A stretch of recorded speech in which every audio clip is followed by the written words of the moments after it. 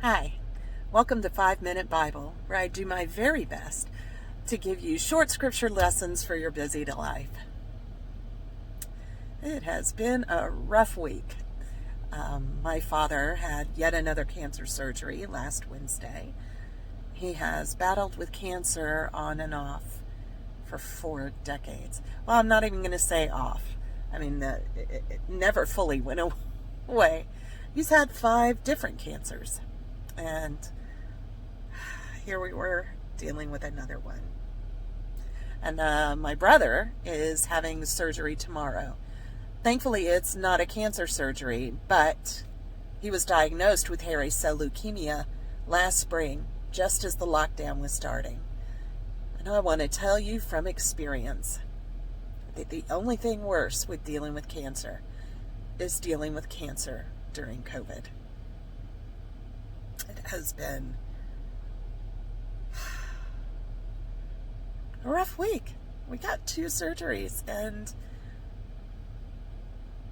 when my brother was first diagnosed, since it was the beginning of the lockdown, we weren't able to go with him to any appointments.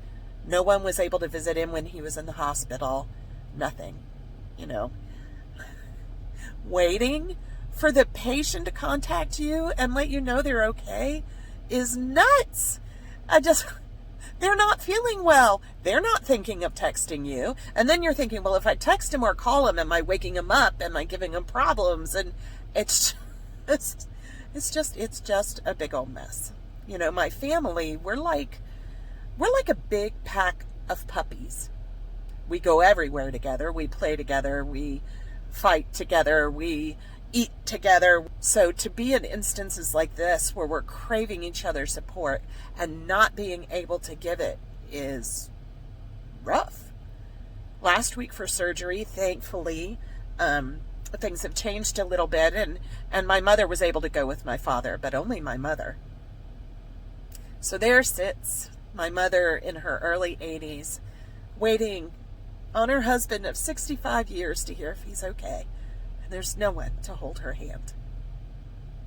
My brother wasn't able to come with us to Tampa for the Moffitt Cancer Center because he had to prep for a surgery he's having here at Mayo.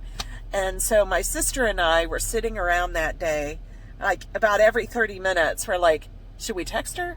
Has it been too soon? Should we? Yeah, let's text her. We probably drove her insane because we were texting her every half hour or so to see how she was. And because Daddy's surgery was the last of the day, and it had been delayed, there was a point where most of the staff and everyone else left. So my mother was figuratively and literally alone. Wow. Let me reiterate. It's been tough.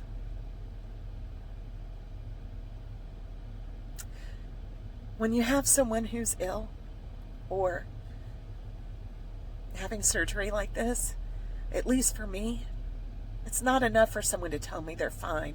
I want to see them with my own eyes, and I want to touch them with my own hands and confirm for myself that they're okay. But of course, we can't do that because of COVID. It'd be enough to break a person if it weren't for the Lord. Oh my gosh. My rock that is higher than I, that I can rely on. My refuge and my strength, my peace, my God. No, but he was there. And as I look at tomorrow, I think of the scripture, and I can't believe it. I didn't look up the coordinates. I'll put them in the comments. I looked up the scripture that says, cast your cares upon him, for he cares for you. God cares for us. He doesn't just love us, but he cares for us. He takes care of us. He puts his arms around us when there are no other ones. He looks out for our best interests. And the reason why we can cast our anxieties upon him is because we can trust him. If it's not the outcome we want, we know it is the outcome that is best. It may not feel like it in the moment, but our God loves us. And he doesn't seek to hurt us or cause us pain. Sorry I've gone a few seconds over, so I'm going to go now. Have a blessed week.